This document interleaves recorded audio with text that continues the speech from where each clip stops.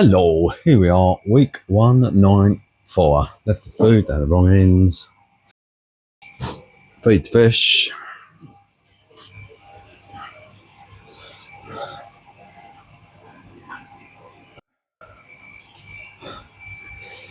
Right, shut them up for a while. Can get soaked today, always good. So, I've had drip shit down the front of the tank.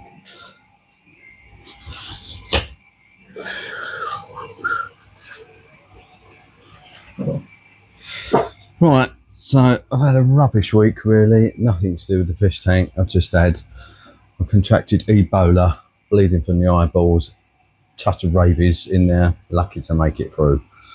Otherwise known as a cold.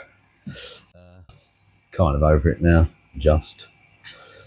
Yes, I haven't really done a lot, to be honest, because I've not been feeling great. So I have actually fixed the battery backup. So I say fixed, I mean it works, don't get me wrong. So if I go to the, you can't see it because it's tucked behind this cupboard, but if I go to my breaker,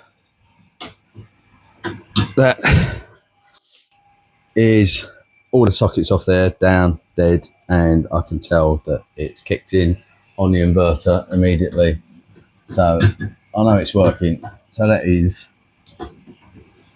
what I do. And what I noticed about this one actually is it stays on the batteries for probably 3 or 4 times longer than the other unit did. So I guess it just checks that the mains power is back on for a certain amount of time before it switches back over. So it has to switch back over to the mains. So yes, that's all working fine. So the sparks, I finally got hold of the sparks you put it in, and you ran Victron and spoke to them about the problem with it. And they gave me a load of checks to run through apparently. So he came on Saturday morning, today is Monday. He was here for about an hour or so, I guess. Fixed it all, showed it to me, you know, I was down there, showed it, flicking over to the inverter, flicking back to mains power, went brilliant, excellent.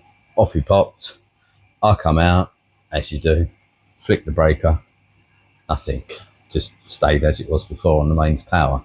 I was like, I don't understand. So I rang him. I said, so I've just flicked the breaker again. I said, and it just did exactly what it was doing before. The mains power just stayed on and it's not flicking over to the inverter or anything. And he went, oh, I know what I meant to say to you is when I changed out the breaker, he left the old one in. So if you look at that picture, yeah, so the old breaker says sockets down, which is obviously all the sockets down there in, I think that's position 1. He fitted the new breaker in position 5 and he didn't label it and he didn't cross out the old label on breaker 1. So all the time I've been going, I'm flicking the breaker, it's not doing anything. I'm flicking the dead breaker. So I'm flicking the breaker, which was the original breaker for the sockets down there. He came in, fitted the new breaker without labeling it. I didn't even notice. I just thought it was there, just spare. When I flick that one, it works fine. So I don't know whether if I'd have flicked that breaker originally when I thought it wasn't working, maybe it would have worked. But if that's the case, I don't know why I spent an hour or so here and I didn't pay him. So, because he's obviously came back because he fitted it. I paid him when he fitted it and then he went, it's not working. So I don't really know what he did, but anyway. So, yeah, it's working. That's the main thing. I wanted it working. I just like the peace of mind of it in there and I don't have to worry about, you know, anything really when a storm comes. We just had some horrendous storms in the UK. So, yeah, it's nice to get that squared away. Right, so that was that one thing happened this week. The other thing is if you look at the space behind me, I've taken down the calcium reactor. So I've just cleaned it all out and it's sitting down at the end of the fish room actually. And I am wondering what to do with it actually.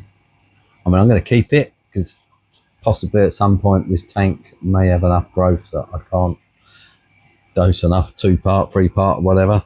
I don't know.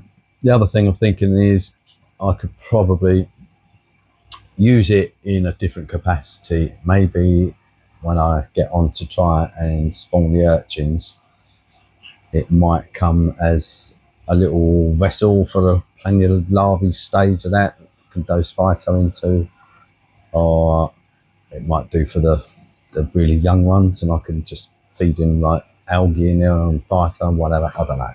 They're basically like a little tank, really. So yeah, because I don't want to waste it, really. I don't want to sell it because you never get your money back on them. And in the future, I may change the way I run the tank, put it back on. But for the moment, it is out of the way. So it's just it's just another stepping doser pump I haven't got to worry about. It's another circulation circulation pump I haven't got to worry about. It's a CO2 regulator I haven't got to worry about. All of those things took plug sockets, so it's another 3 sockets freed up. So at the moment, it's just sitting there, and I will decide what to do with it in the future. I think really that is about it. So tank wise, I've got a whole colony which I just came in, and it looked like turd brown one day, and I looked at it and went, that's got a weird colour, and then the next day it was brilliant white. I don't know what colour it was, to be honest. It's been sitting there, seemed happy enough. So I don't know whether that's a result of this bolus thing or whether it's something else. I don't know. So the tank's weird at the moment because some of the corals look happier than they've ever looked, and some of them look very unhappy. So rather than have them all bobbing along average, I seem to have like a dichotomy of happy corals, very unhappy corals, and not much in between. So I've got some sulky gonnies.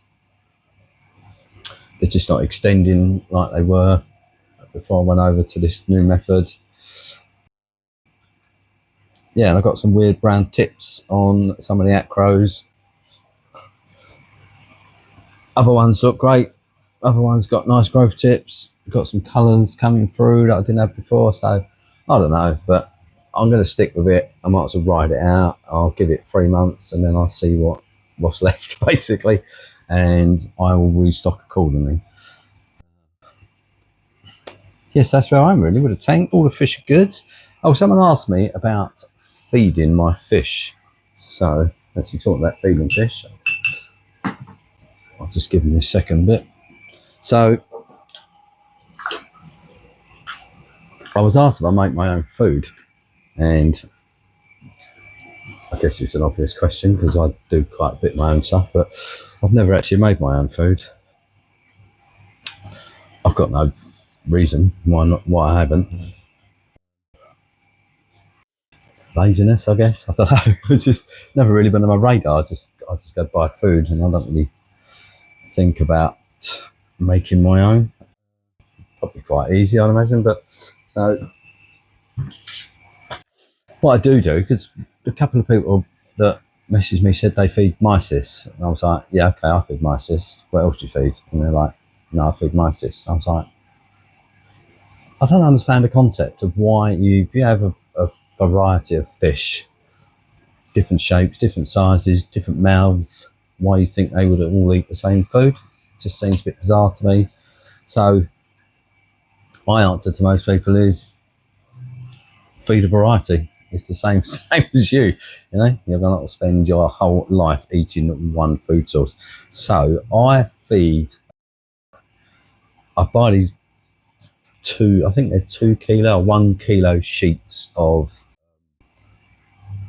I think they're ocean trapped, caught, netted, whatever you do, mysis, and they come in like big slabs. They're big mysis as well, and I get them from one of my shops, AAC, and I really like them. They're quite oily, and I don't think there's any preservatives that are in there.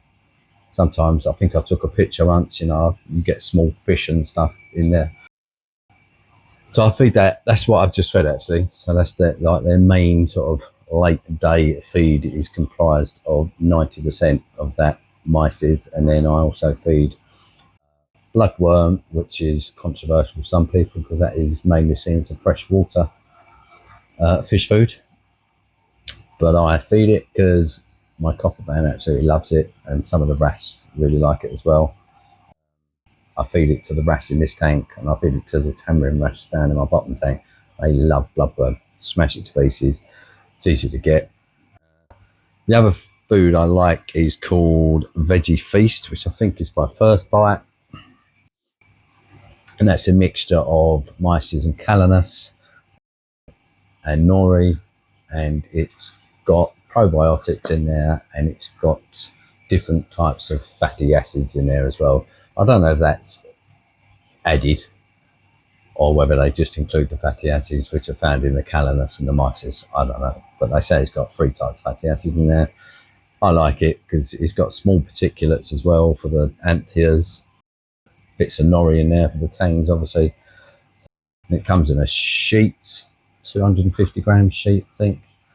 And I feed it once a day. So I feed all of these foods daily, so they get at least one portion of all of these. So if I just run through, so I feed myces, I feed that Veggie Feast, I feed bloodworms, krill, brine, gold pods, copepod, and red plankton. So that mixture is what they get throughout the day.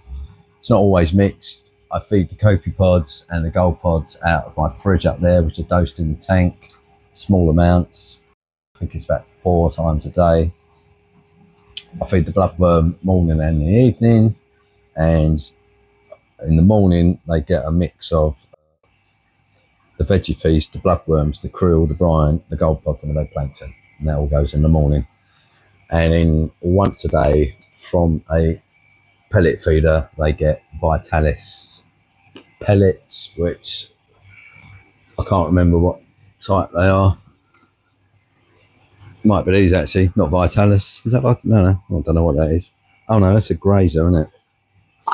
Oh, sometimes I use these rings as well, algae rings, the grazer rings. They're quite handy, but double the tangs. When they get to a certain size, like that soul hole, they rip the tang off they rip the grazer off the suction pad, and then he just runs around the tank with it, and it's carnage. So I kind of stopped feeding them really.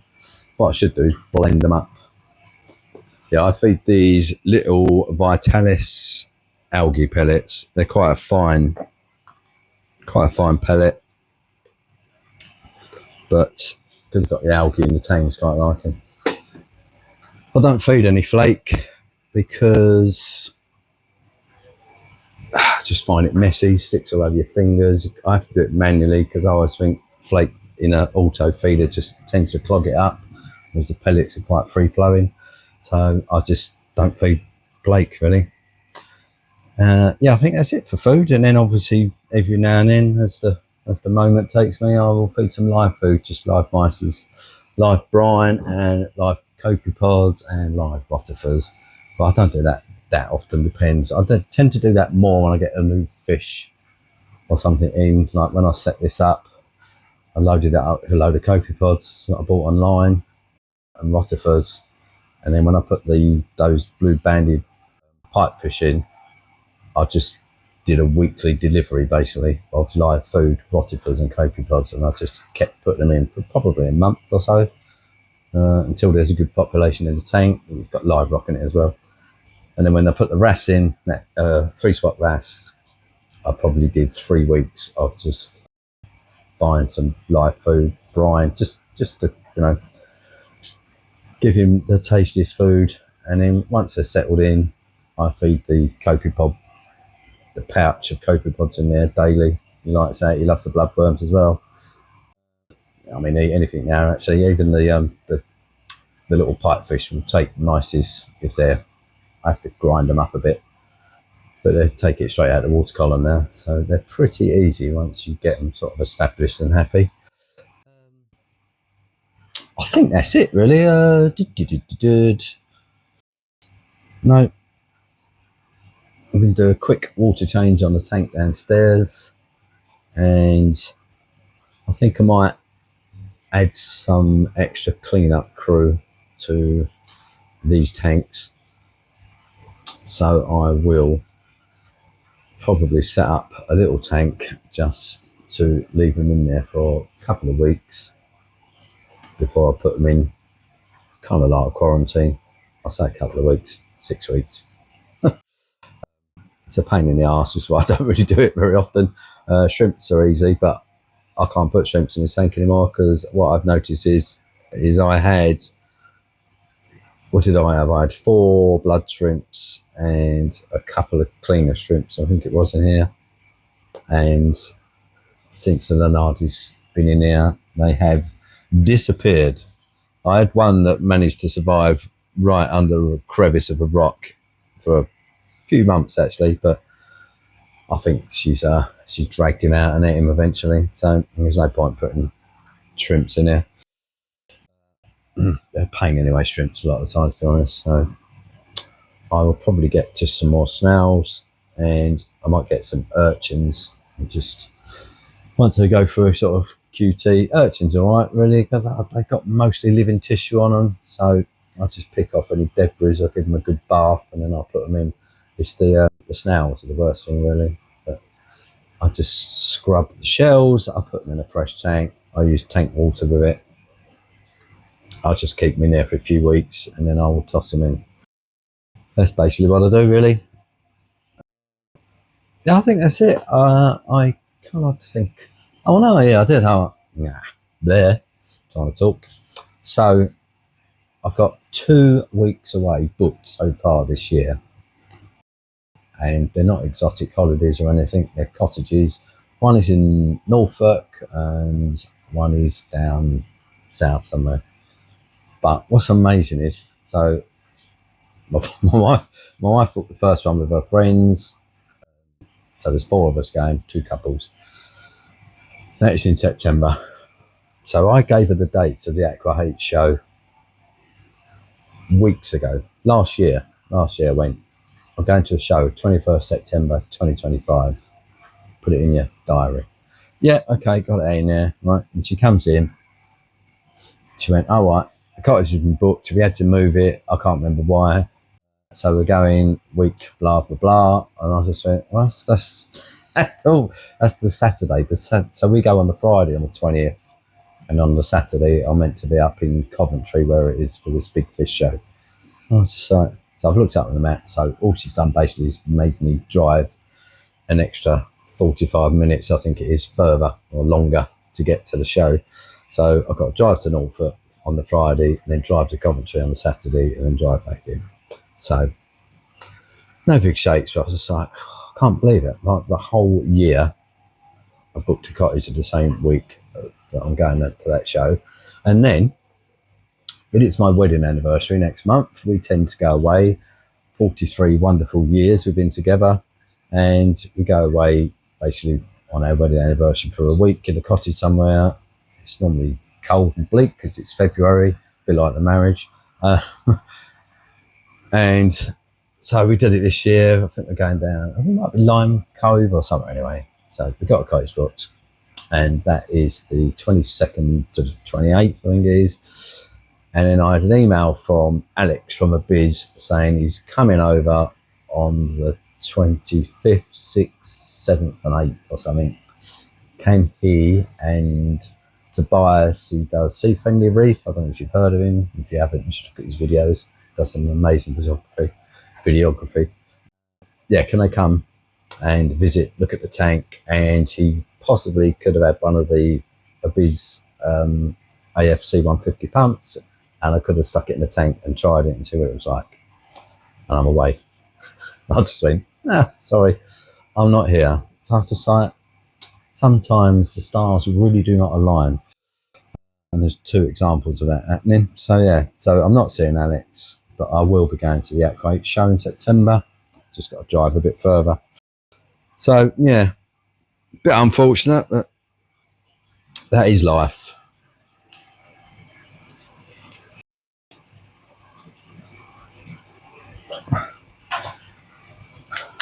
Right.